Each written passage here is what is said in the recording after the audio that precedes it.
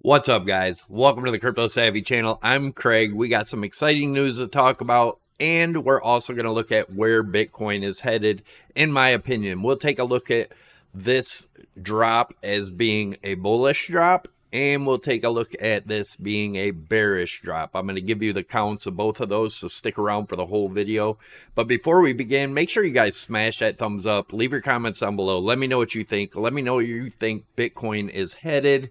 Also, I want to talk a little bit about this before we begin.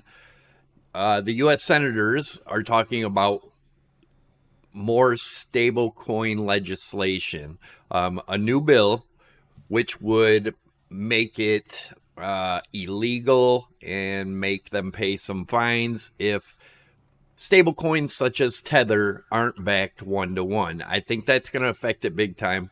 I don't know if you're in the camp thinking that Tether is kind of sketchy, printing Tether out of nowhere and pumping Bitcoin price. And will that get revealed? Will that stop from here? That could be the catalyst that makes the downturn for Bitcoin. We'll be keeping an eye on this, but definitely check into it. You can read about it. They have it here on CoinDesk. Check it out. Scary stuff for Tether. Most people really don't like Tether. If you're in that camp, hit 1. If you think Tether's legit, hit 2. Curious to see what you guys got in the comments. All right, let's take a look at the DXY real quick. We haven't took a look at this in a while. I'm looking for us to get up at least to this 108, 109 range. If it blows above this rising channel and gets support, much higher for the DXY. You guys know for years I've been saying I think the DXY is going to go much higher. Also, markets crashing along with that. We'll see what happens. The Dow, so the Dow is just teetering right at our target still. I gave you this target a few weeks ago. If we break below this and this becomes resistance, it could go much further. I'm going to take a look at a possible Elliott wave count here. Looking at this as a 1, 2, and this being 3, where would that get us? Let's take a look at that now. It already blew past, I believe, what we were looking at. Yeah. So we did hit the 3.618, which could be the final 3-wave structure. And then we go up for 4. We're going to take a look at the count for Bitcoin too. A lot of this stuff matches up. So the retracement level, the highest I would see this going is about the golden pocket zone between 39 and 39.1, right? But normally when there's a deep retracement for 2, which we had here, let me put this on here. Deep retracement for 2, let me get this lined up. So when we have a deep retracement for 2, it's usually a shallow retracement afterwards for wave 4. That would be either the 0.236 or 0.382, unless this isn't finished and we come all the way down to the 37. But either way, I think once we break below this and start opening and closing daily candles below the 37,887, should be a pretty significant drop. Now, before we get into Bitcoin, if you guys are interested in trading, definitely check out Prime XBT, link down below.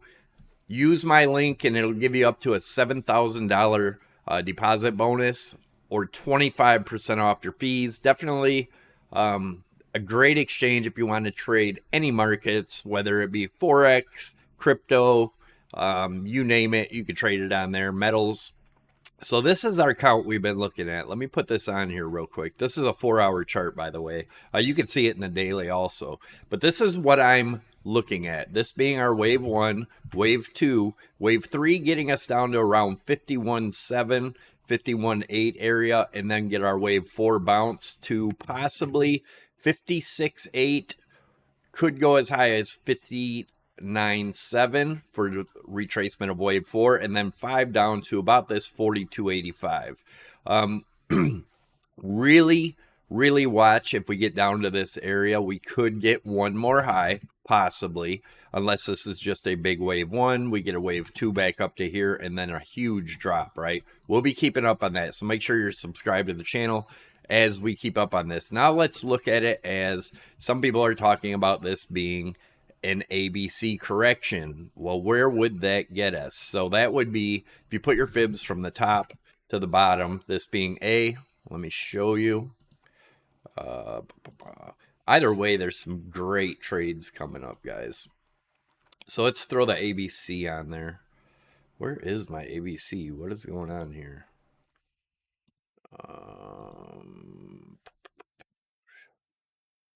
Sorry about that, guys.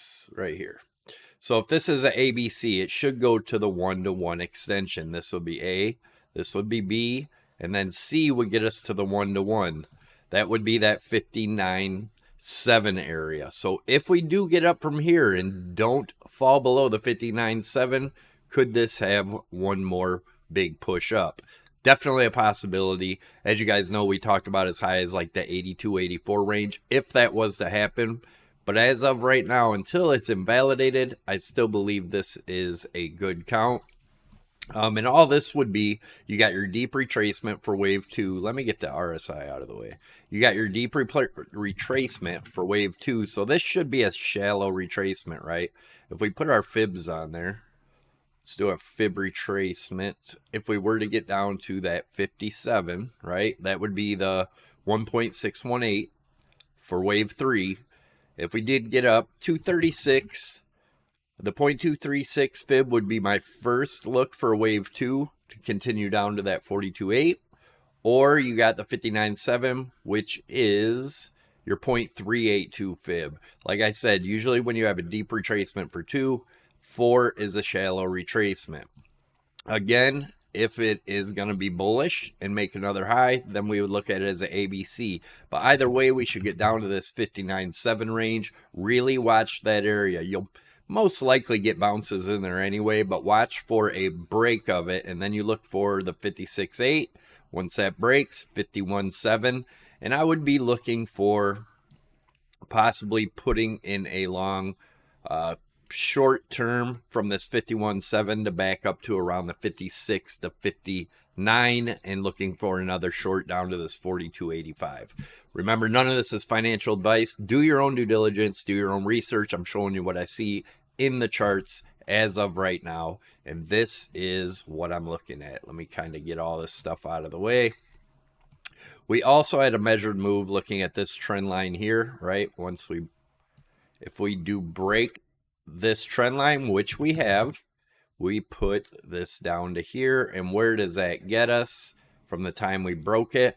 Right down to around that 42.85. So that's a bunch of reasons that I believe we're getting down to these levels. It doesn't mean it'll happen in a day, but there's some good trade setups in here. Watch for it. Make sure you use stops. Another thing I want to talk about real quick, I'm going to take a look at Tether here in a minute too. But you can see we are at the halving spot, right? But look, usually when the halving happens, your high, like over here, was 2 years away. And then over here, your high was in 17. The next halving, 3 years away. This high is right next to this halving. Something different is happening, in my opinion, here, guys. I believe a lot of the halving pump already happened because of ETF hype. Be cautious, be careful out there, because people believe that because these institutions bought like BlackRock to make an ETF, that it's because they assume that price is going to go to $1 million, right? Most people don't talk about it, but they make a crap ton of money just from people buying and selling from their fees, right? Just be cautious. I do think this is going to be different this time. As you guys know, I still have a bottom call of this Bitcoin market for 35 to 9,700, and I have plenty of reasons to believe so. Here's the Amazon compared to Bitcoin bubble, right? We talked about this many times. You can see how it kept making higher highs here in Amazon before a big crash. If that was to happen, like I said, I looked for that 35 to 9,700. Guys, this does look like a typical Bitcoin topping pattern. Just be cautious out there. I know everybody is screaming $100,000 Bitcoin, which is possible, but if you guys remember, they were calling for it in 2020, then they called for it again in 2021, and then 2022, and really what we're seeing is pretty much just a fractal of what happened in the dot-com bubble. Does that mean Bitcoin dies? Absolutely not. What that means is there's going to be a huge opportunity for buying down here. But as you can see in Amazon, once it bottomed, it was in 01, and it took, to break that high, it took till 09, so 8 years, right? 8 years to get back up and break that high, which was 99. It was 20 years from the top. Not saying it has to take that long for Bitcoin, but what I am saying is there could be a huge opportunity for some great buying opportunities to hold on to for a very long time. The great part is you can trade in the meantime, make money while the markets go up or down by using many exchanges. But definitely check out Prime XBT. They also have some free contests trading on there where it doesn't cost you anything and you can actually win real money. I also will be putting out on my Twitter, again, probably one later this afternoon, maybe some more tomorrow, promo codes that have letters and numbers in them. When you put that into your promo code section, it will give you a free $200 that you do not have to make a deposit to get. So set up your account, watch for it on Twitter. You can put that in, but it only works for the first person that enters it. So I'll try to make one or two a day, but at least one a day for the next few days. So great way to not put any risk in. And if you guys are trading, use stop losses. Don't bet the farm on one trade. Anyways, have a great day. I'll see you in the next video. Maybe tomorrow, maybe Friday. I may just do Monday, Wednesday, and Friday for a while unless we have some big action. But just be cautious out there, guys. Just because the 4-year cycle for 3 times went up to a major new all-time high doesn't mean it's going to happen this time. Could it? Yes. Does it mean it has to? Absolutely not. This is a market. There's people in this market holding wallets, single people holding enough in a wallet to dump this market by themselves. So be careful out there. I'll see you in the next one.